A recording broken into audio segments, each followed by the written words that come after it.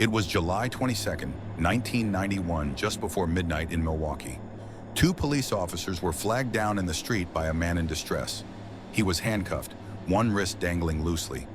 In a bizarre twist of fate, this would lead them to one of the most disturbing serial killers in U.S. history. What they didn't know was that inside the building on North 25th Street, a nightmare was unfolding, one that would haunt the city and the world for decades to come. The chilling truth behind the handcuffs would soon be revealed, but nothing could have prepared them for what lay within the apartment. Jeffrey Dahmer's story is one of horror and dark fascination, beginning far from the headlines of his grisly murders. Born on May 21, 1960, in Milwaukee, Wisconsin, Dahmer grew up in a turbulent home, marked by constant bickering between his parents, Joyce and Lionel Dahmer. The emotional neglect he endured, coupled with a lack of affection from both parents, played a central role in the twisted path he would eventually follow. As a child, Dahmer was fascinated by death. At first, it was simple curiosity about insects, which he collected and preserved. But over time, that morbid curiosity expanded. Dahmer began to dissect and mutilate small animals, something that would later escalate into even darker practices. As a teenager, he spent long hours in the woods, completely isolated from his peers. He began to develop a deep obsession with the physicality of death, culminating in the brutal killing of animals, his first victims.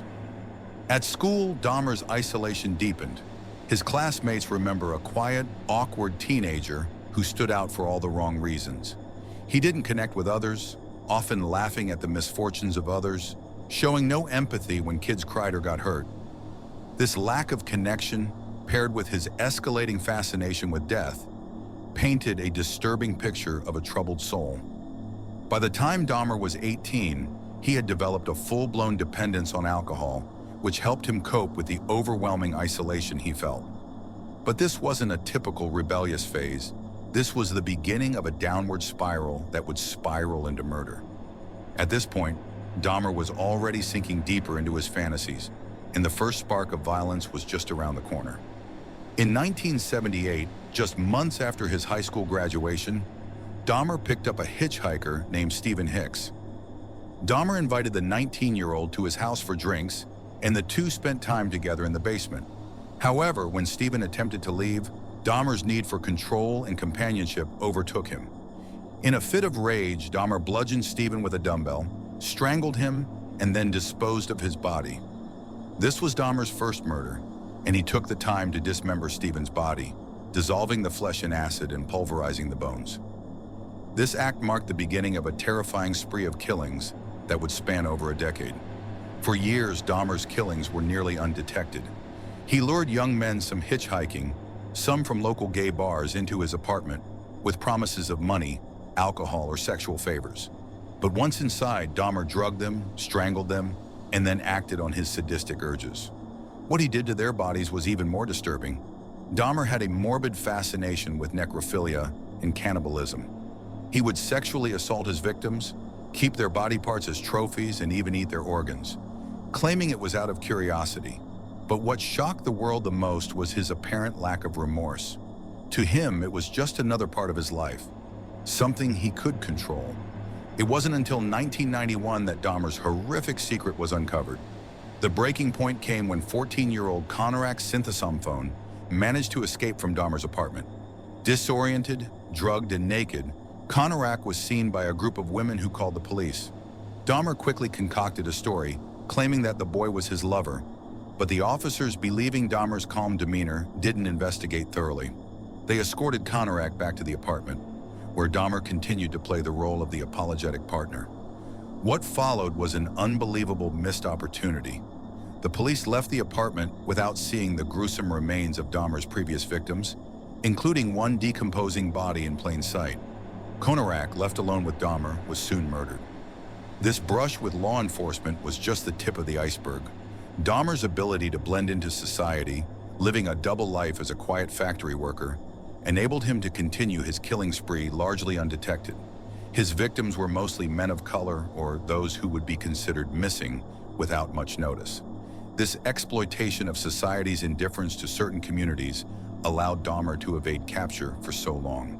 In the weeks that followed, Dahmer met Tracy Edwards, a 32-year-old man who would inadvertently bring the killer's reign to an end. Edwards had been lured into Dahmer's apartment, where Dahmer had already begun his twisted ritual of drugging and handcuffing his victim. But Edwards, somehow, managed to escape the grasp of the killer. He ran from the apartment, barely clothed, terrified and confused.